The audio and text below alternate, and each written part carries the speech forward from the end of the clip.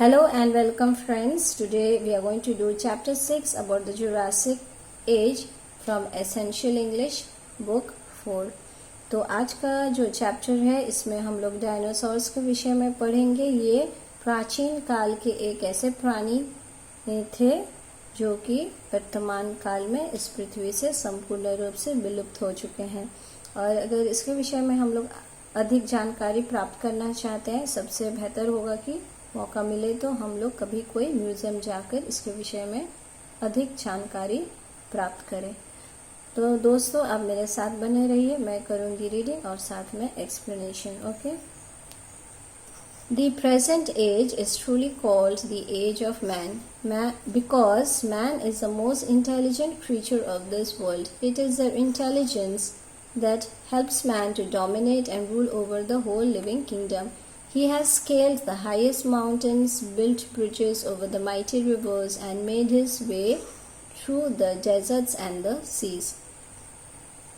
वर्तमान युग को सही मायने में कहा गया है मनुष्य का युग, क्योंकि मनुष्य जो है वो पृथ्वी का सबसे बुद्धिमान प्राणी है और यही मनुष्य का बुद्धिमत्ता उसको बाकी के सजीव प्राणियों के ऊपर हावी होने के लिए मदद करता है।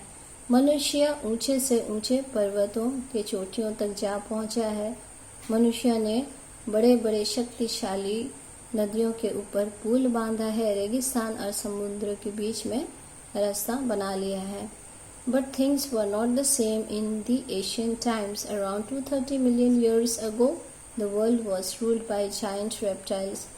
It lasted up to 65 million years ago. It was also called the Jurassic Age. परंतु हमेशा से ये ऐसा नहीं रहा। आज भले ही मनुष्य पृथ्वी पर राज कर रहा हो और अन्य सजीव प्राणियों पर राज कर रहा हो, पर एक समय था प्राचीन काल में, कम से कम 230 मिलियन साल पहले, जब इस पृथ्वी पर शासन किया करते थे विशाल सरीसृप, दैट मीन्स जायंट रेप्टाइल्स, और उनका शासन कम से कम 65 मिलियन ईयर्स तक या उस 65 मिलियन पुराना जमाने तक चला था। उस युग को कहा जाता था जुरासिक युग। These giant reptiles are called dinosaurs. The word dinosaur means a very big, fearful lizard. The dinosaurs were related to the present day crocodiles and lizard. तो जो विशाल रेप्टाइल्स जो पृथ्वी पर एक समय पर राज करते थे वो थे डायनासोर्स। और डायनासोर्स का मतलब होता है, डायनासोर का मतलब होता है बहुत विशाल डरावना छिपकली, और आज का जो मगरमच्छ और छिपकली है उन्हीं से संबंधित थे ये dinosaurs. The world in the Jurassic age में be called as the Jurassic park.